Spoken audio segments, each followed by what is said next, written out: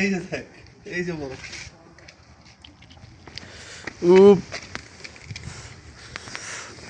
প্রচুর পরিমাণে বরফ পড়তেছিল।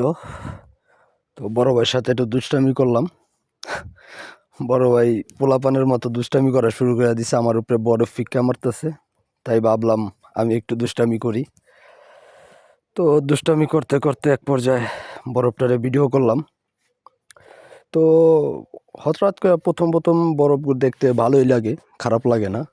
কিন্তু কিছুদিন যাওয়ার পরে টের পাওয়া যায় বরফগুলো আসলে কতটা মারাত্মক, শরীরে কী প্রভাব পড়ে।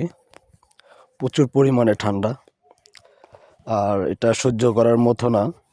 বাইরে বের হলে আপনার 2 মিনিটের ভিতর হাত পা পুরো বরফ হয়ে যায়।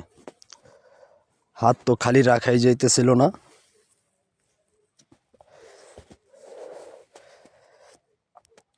এটা হলো আমাদের রোড। তো এই কিরগিজ বাচ্চারা একটু বের হলো। তো এই পর্যায়ে এটা হলো আঙ্গুর ফল গাছ। আর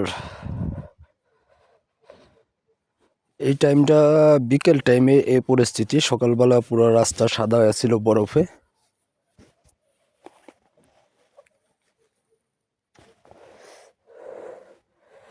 তো ধীরে ধীরে একটু আগাইতেছিলাম, মেন রোডে যাব, দেখি মেন রোডের কি পরিস্থিতি।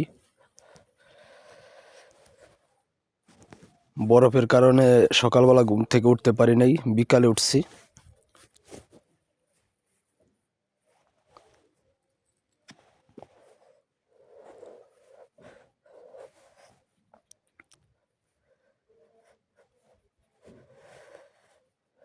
এ হলো আমাদের আরেকটা রোড, সাইডে বরফ জমা রয়েছে রোডের সাইডে। বিকালবেলা বরফ কমছে, তারপরে এই পরিস্থিতি। তো সামনে আগাইতে আগাইতে দেখবো গাড়ির কি পরিস্থিতি, গাড়ির উপরে কিরকম বরফ পড়ছে। সকালবেলা অবশ্য আরো বেশি ছিল।